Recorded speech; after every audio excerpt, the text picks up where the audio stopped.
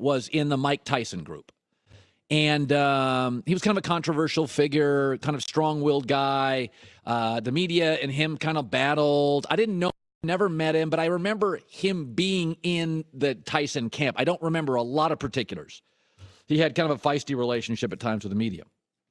So he stopped by the show yesterday. I'm like, oh, my God, John, I haven't seen you in years. Do you remember me? And he goes, I never met you, but you were on local TV in Vegas covering Tyson all the time. And it was neat. It was like, wow, I haven't seen you. We sat down and talked.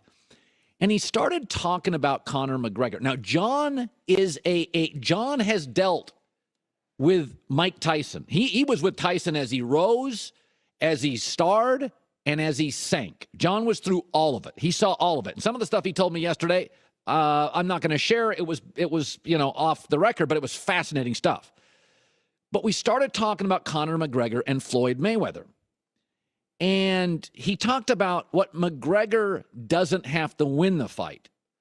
He just sort of needs to be viable and something could happen. Let me take you back to John Horn yesterday on Speak for Yourself talking about McGregor. This man you're talking about right here, just on his grit, his cockiness, his confidence alone, and it only has to be in his mind. It doesn't have to be in my mind. It doesn't have to be in yours. He's a capable professional fighter who has no idea what we're talking about. Floyd's going to walk through him. He's really, he don't understand what planet we're living on right now. It's going to take Floyd 3 or 4 rounds to make this man start to believe, okay, maybe he's better than I thought he was. The point being, he thinks McGregor's going to do pretty well. He does not think McGregor's going to win, but he thinks he's going to represent himself in very strong fashion. And here's the interesting thing. The reason the UFC has grown so quickly is strong management.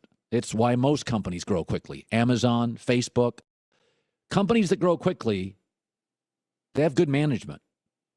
And in the UFC, fighters don't control the sport. But the problem with strong management generally equals less pay, less leverage for the star employee. Dana White controls all fights and all purses in the UFC. Floyd Mayweather is his own promoter. He doesn't have to give 40, 50, or whatever percent it is to the boss and the system. Is that the UFC is about the system and the brand and the business, like the NFL. Boxing's about the star fighter, like the NBA. Who makes more money?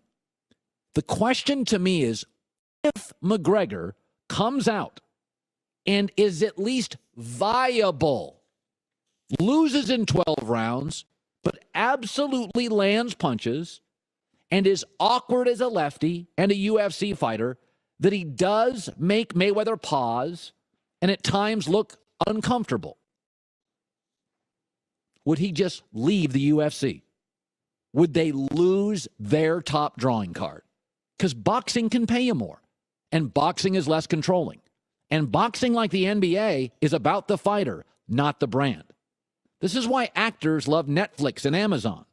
More control, more money, take out the middleman. I'm watching Ozark with Jason Bateman. He can star, he can direct, he can write, he can do it all. That's why actors like Netflix and Amazon. McGregor doesn't need to win. Mayweather needs to win. McGregor needs to have a decent account of himself, land a few punches, make Floyd occasionally uncomfortable. Because Floyd is a great boxer. McGregor's a great superstar. And there are different rules for those two.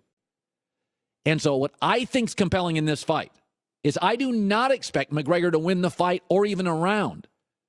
But if he is interesting and compelling and gives a decent representation and makes Floyd a little uncomfortable, could UFC lose their hands-down biggest star to boxing?